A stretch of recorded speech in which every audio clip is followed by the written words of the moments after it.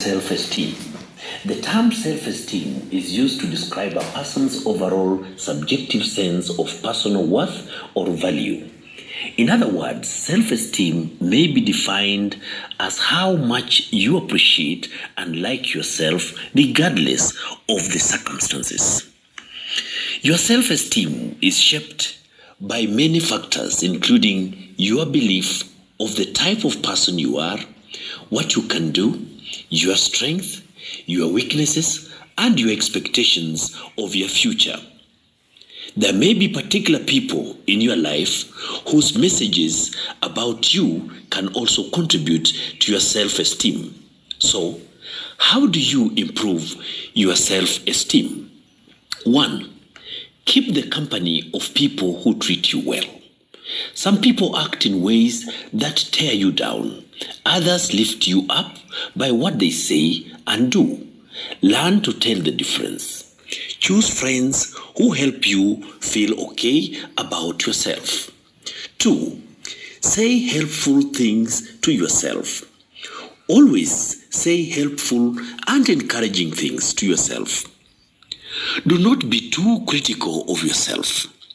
Are you too hard on yourself? Be fair and kind to yourself. Be aware of your negative self-talk. This brings a bad feeling about yourself. Without this awareness, you can easily fall into the trap of believing in your self-limiting talk. Do not create stories about yourself that limit you. 3. Accept yourself the way you are and do not look for perfection. It is always good to do the best you can. But when you think you need to be perfect, you can't feel good about anything less. Accept your best, feel good about your little successes. 4. Set goals and work towards them. If you want to feel good about yourself, do things that are good. Maybe you want to study hard and better your grades. Make a goal, then make a plan for how to do it. Stick with your plan and make sure you track your progress. Be proud of what you have done so far. Feel good about it and assure yourself that you can make it. 5. Focus on what goes well. Do not get used to talking about problems. Learn to see the positive side of things. It is easy to get caught up in this state of mind. To focus on what has gone wrong or missing just makes you feel bad. Next time, catch yourself when you complain about yourself or your day. 6. Give and help others. Giving is one of the best ways to build self-esteem. Tutor a classmate, help clean up your neighborhood, work for a good cause, help out at home or at school. Make it a habit to be kind and fair. Do things that make you proud of the kind of person you are. When you do things that make a difference, your self-esteem will grow. 7. Forgive. Is there someone in your life you have not forgiven? A family member or even yourself? By holding on to feelings of bitterness or resentment, we keep ourselves stuck in a circle of negativity. If we have not forgiven ourselves, shame will keep us in this state of loop. Cultivating empathy. The ability to empathize is one of the key attributes that make us human. It refers to the capacity to understand or feel what another person is going through. Empathy is characterized by a sense of sympathy and understanding. It demonstrates our care, kindness, and goodness to others. Empathetic people try to put themselves in the place of others in order to feel what they are experiencing. They also listen keenly and attentively to others.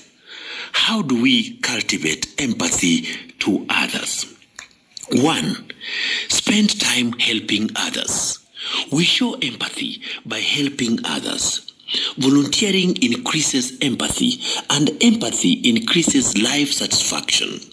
Creating social bonds with those outside of our immediate social circle and working to enhance the lives of others helps us to keep the well-being of all people at the forefront of our thinking. You can cultivate empathy by devoting some spare time to others. 2. Become an active listener. It is too bad that many of us are not good listeners. We are, in most cases, not active listeners, but passive listeners. While passive listening allows a person to hear and react on cue, active listening involves a person listening to each word, imagining the driving motions behind what is being said, and regularly giving feedback to the person speaking. Active listening encourages us to connect more deeply. To cultivate empathy, we need to be active listeners. 3. Practice compassion by praying for others. We need to practice compassion by praying for others. General meditation is beneficial, but meditating specifically on compassion helps us to become more empathetic people. Compassion meditating is a form of meditation that asks us to focus our thoughts on wishing others well. 4. Cultivate your curiosity. Children are famously curious, but as they grow older, many children are taught to stop asking so many questions. This is not right. While it is true that too many pressing questions can feel like an interrogation, being kindly inquisitive can help you increase your empathy levels. People who are highly empathetic are also curious. The more we encourage our own curiosities, the more likely it is that we will expand our network of acquaintances and, in doing so, acquire a wider understanding of varying perspectives. 5. Join forces for a shared cause. Working on a community project with other people reinforces everyone's individual expertise and humanity and minimizes the differences that can divide people. Work on a community project or join a religious group for a specific project beneficial to community. If you have experienced grief or loss, join others who are experiencing something similar. Number 6, reading is one of the best ways of opening your mind to the experiences of others. Reading literary works requires people to enter characters' lives and minds, and by so doing, it increases our capacity to understand other people's thoughts and feelings. Relationship building skills. What